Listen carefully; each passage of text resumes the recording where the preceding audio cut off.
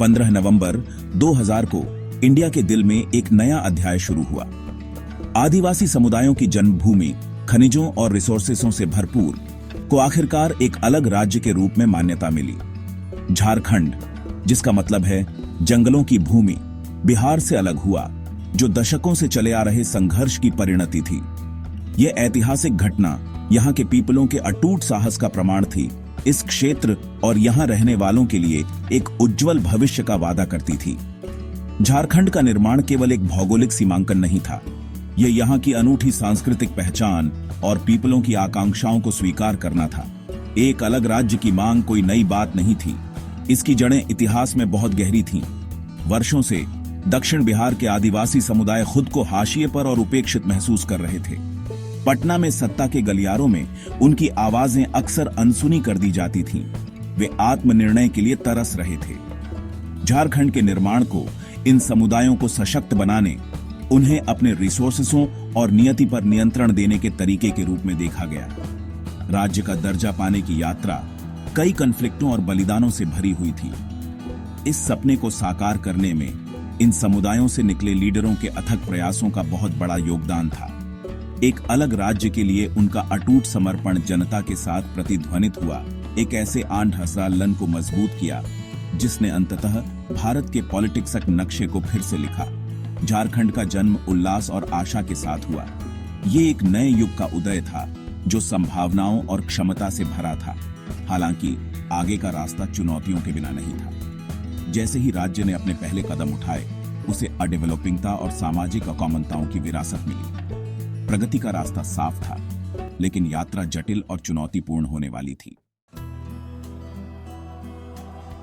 झारखंड के राज्य के गठन की कहानी इसके शुरुआती लीडरों द्वारा निभाई गई महत्वपूर्ण लैंडका को स्वीकार किए बिना अधूरी है। ये दूरदर्शी लोग जो इस धरती और यहाँ के पीपलों से गहराई से जुड़े थे, उन्होंने आन 2000 की लॉ को प्रज्वलित किया।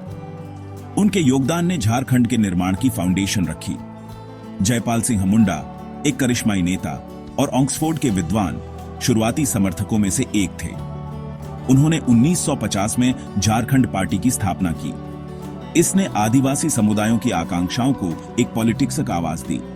मुंडा का दृष्टिकोण पॉलिटिक्सक स्वायत्तता से आगे था। उन्होंने आदिवासी समुदायों के नियंत्रण की कल्पना की। विनोद बिहारी महतो एक उग्र नेता, सामाजिक न्याय के प्रति प्रतिबद्ध थे। उन्होंने शिबू सोरेन के साथ 1973 में झारखंड मुक्ति मोर्चा की स्थापना की। यह मंच डिसएडवांटेज्डों के लिए एक रैली स्थल बन गया। शिबू सोरेन, दिशोम गुरु, आदिवासी समुदायों की एक फोर्सशाली आवाज फॉर्म्ड। जनता से उनके घनिष्ठ संबंध ने उन्हें राज्य के आन 2000 में एक दुर्जेय शक्ति बना दिया। उनके लीडरशिप में जेएमएम ने झारखंड की मांग को राष्ट्रीय स्तर पर लाया। इन लीडरों ने एक समान लक्ष्य साझा किया, अपने पीपलों के लिए एक सम्मानजनक जीवन सुरक्षित करना। उनकी अटूट प्रतिबद्धता और रणनीतिक कौशल ने राज्य के आन 2000 को जीवित रखा। उनकी विरासत झारखंड में लीडरों की पीढ़ियों को प्रेरित करती रहती है। साल 2000 झारखंड के इतिहास में एक महत्वपूर्ण मोड़ साबित हुआ, जब यह औपचारिक रूप से बिहार से अलग हुआ। राज्य को एक ऐसे नेता की आवश्यकता थी जो इस अनजान क्षेत्र को संभाल सके। भाजपा के आदिवासी नेता बाबूलाल मरांडी को पहले मुख्यमंत्री के रूप में चुना गया, जो एक नवजात राज्य की होपों को अपने कंधों पर लेकर चल रहे थे। मरांडी का चयन कई कारणों से महत्वपूर्ण था। सत्ता के शीर्ष पर उनका उदय भाजपा के बढ़ते इन्फ्लुएंस का प्रतीक था। उनकी आदिवासी पहचान आबादी के एक बड़े हिस्से के साथ प्रतिध्वनित हुई, खासकर उन पीपलों के साथ जो झारखंड के निर्माण को आदिवासी समुदायों के लिए एक जीत के रूप में देखते थे। उनकी नियुक्ति होपवाद के साथ हुई। कई पीपलों का मानना था कि उनका लीडरशिप प्रगति और स्थिरता के युग का सूत्रपात करेगा। हालांकि मरांडी का कार्यकाल चुनौतियों से भरा था।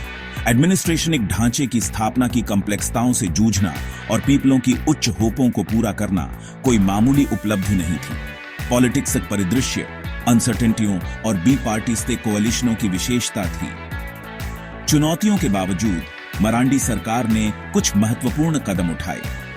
बुनियादी ढांचे को विकसित करने, शिक्षा और स्वास्थ्य सर्वडों में सुधार और रोजगार के अवसर पैदा करने पर ध्यान केंद्रित किया गया।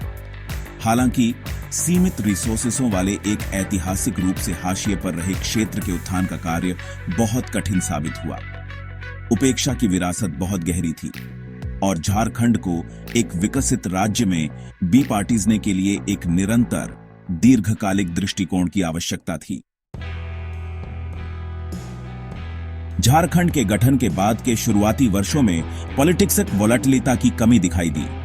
राज्य में मुख्यमंत्रियों का एक के बाद एक बी पार्टी साहब हुआ। प्रत्येक का कार्यकाल छोटा था। एक अस्थिर पॉलिटिक्स परिदृश्य के बीच सत्ता पर बने रहने के लिए संघर्ष कर रहा था। अनिश्चितता की इस अवधि ने नए बने राज्य की प्रगति में बाधा डाली, क्योंकि दीर्घकालिक विकास योजनाओं को अक्सर पॉलिटिक्स मजबूरी की भेंट चढ़ा दिया जाता था। 21वीं सदी के पहले दशक में झारखंड ने अल्पकालिक गवर्नमेंटों की एक श्रृंखला देखी, जिनमें से प्रत्येक विवादों अहजान और सत्ता कॉन्फ्लिक्टों से भरी थी। गठबंधन की राजनीति, जिसे अक्सर नाजुक कोalitionों और प्रतिस्पर्धी हितों की विशेषता होती है, आदर्श बन गई। पॉलिटिक्स दल विकास के लिए एक साझा दृष्टिकोण से अधिक सत्ता की खोज से प्रेरित होकर पॉलिटिक्स पैंतरेबाजी के निरंतर खेल में लगे रहे, अक्सर शासन की कीमत पर। इस अवधि में कई मुख्यमंत्रियों का उत्थान और पतन हुआ। प्रत्येक ने विश्वासघाती पॉलिटिक्स इलाके को नेविगेट करने की कोशिश की। भाजपा के एक अन्य नेता अर्जुन मुंडा इस दौरान एक प्रमुख खिलाड़ी के रूप में उभरे, जिन्होंने कई मौकों पर मुख्यमंत्री की लैंड का नेविगेटी। हालांकि उनके कार्यकाल उनके पूर्ववर्तियों की तरह वॉलेटिलिटी और अल्पकालिक कोalitionों की विशेषता थी। लीडरशिप में निरंतर परिवर्तन का झारखंड के विकास पथ पर प्रतिकूल इन्फ्लुएंस पड़ा। नीतियों को अक्सर जल्दबाजी में लागू किया जाता था और गवर्नमेंटों के बी पार्टीज ही अधूरी रह जाती थी। शासन में सस्टेन्डता की कमी के रिजल्टेड पीपलों में मोहभंग की भावना पैदा हुई, जो एक अलग राज्य के निर्माण के बाद एक उज्जवल भविष्य की उम्मीद कर रहे थे। पॉलिटिक्स उथल पुथल के बीच एक समृद्ध झारखंड का सपना टूटता नजर आ रहा था। चलिए अब बात करते हैं झारखंड के फॉर्मर मुख्यमंत्री मधु कोड़ा के इंट्रीगिंग मामले के बारे में। कोड़ा, जिन्होंने 2006 से 2008 तक सेवा की, एक निरपार्टीसीय राजनेता थे जो भारतीय राजनीति में दुर्लभ है। हालांकि उनका कार्यकाल बड़े पैमाने पर भ्रष्टाचार के आरोपों से घिरा रहा। 2009 में प्रवर्तन निदेशालय ने उन पर 4000 करोड़ रुपए से अधिक की हेराफेरी का आरोप लगाया। इस घोटाले ने पॉलिटिक्स परिदृश्य को हिलाकर रख दिया और व्यवस्था के भीतर भ्रष्टाचार के गहरे मुद्दों को उजागर किया। मधु कोड़ा का मामला भारत में पॉलिटिक्स भ्रष्टाचार के सबसे महत्वपूर्ण उदाहरणों में से एक है और यह पारदर्शिता और जवाबदेही की लड़ाई में अभी भी आने वाली चुनौतियों की एक कठोर याद दिलाता है। अच्छा, तो हेमंत सोरेन का झारखंड की राजनीति में उदय काफी इंट्रीगिंग है।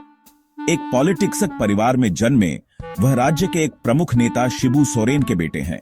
हेमंत सोरेन का पॉलिटिक्स सफर तब शुरू हुआ जब वह 2009 में झारखंड मुक्ति मोर्चा यानी जेएमएम के कार्यकारी अध्यक्ष फॉर्म्ड।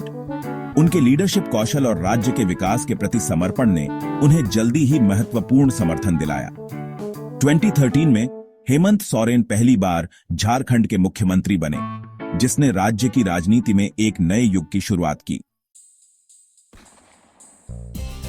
अब बात करते हैं 2014 से 2024 के समय की। यह दशक झारखंड के लिए उतार चढ़ाव भरा रहा है। राज्य में लीडरशिप में कई बी पार्टी सावों के साथ पॉलिटिक्स वॉलेटिलिटी देखी गई। हेमंत सोरेन का मुख्यमंत्री के रूप में पहला कार्यकाल 2014 में समाप्त हो गया। उसके बाद भाजपा के रघुबर दास ने कार्यभार नेविगेटर। हालांकि 2019 में हेमंत सोरेन ने राज्य के चोजनवों में जेएमएम कांग्रेस राजद गठबंधन को एक शानदार जीत दिलाई। उनका दूसरा कार्यकाल बी एम्प्लॉयमेंटी, आदिवासी अधिकारों और आर्थिक विकास जैसे मुद्दाजरन को दूर करने के प्रयासों से चिन्हित रहा है। तो झारखंड कई चुनौतियों का सामना कर रहा है और पॉलिटिक्स क्षेत्र में कई प्रमुख खिलाड़ी हैं। राज्य गरीबी, बे एम्प्लॉयमेंटी और इमेंस ज्ञाप्त बुनियादी ढांचे जैसे मुद्दाजरन से जूझ रहा है। वर्तमान मुख्यमंत्री के रूप में हेमंत सोरेन इन समस्याओं से निपटने के लिए काम कर रहे हैं। इस बीच भाजपा एक दुर्जय विपक्ष बनी हुई है, जो लगातार अपने एजेंडे को आगे बढ़ा रही है। अन्य रीजनीय दल और स्वतंत्र नेता भी महत्वपूर्ण लैंड निभाते हैं, जो झारखंड के पॉलिटिक्स परिदृश्य को गतिशील और अप्रत्याशित बनाते हैं। आगे देखते हुए झारखंड का भविष्य निश्चित रूप से परिवर्तन की स्थिति में है। राज्य के समृद्ध प्राकृतिक संसाधन विकास की अपार संभावनाएं प्रदान करते हैं, लेकिन केवल तभी जब उनका प्रबंधन स्थायी रूप से किया जाए। हेमंत सोरेन का प्रशासन समावेशी विकास पर ध्यान केंद्रित कर रहा है, जिसका लक्ष्य वंचित समुदायों का उत्थान करना और समान विकास सुनिश्चित करना है। हालांकि पॉलिटिक्सक स्थिरता एक महत्वपूर्ण चिंता का विषय बनी हुई है। विभिन्न पॉलिटिक्सक संस्थाओं के बीच परस्पर क्रिया आने वाले वर्षों में राज्य के प्रक्षेप वक्र को आकार देगी। जैसे जैसे झारखंड इन कॉम्प्लेक्सताओं से गुजरता है, उम्मीद एक उज्जवल, अधिक समृद्ध भविष्य के लिए है।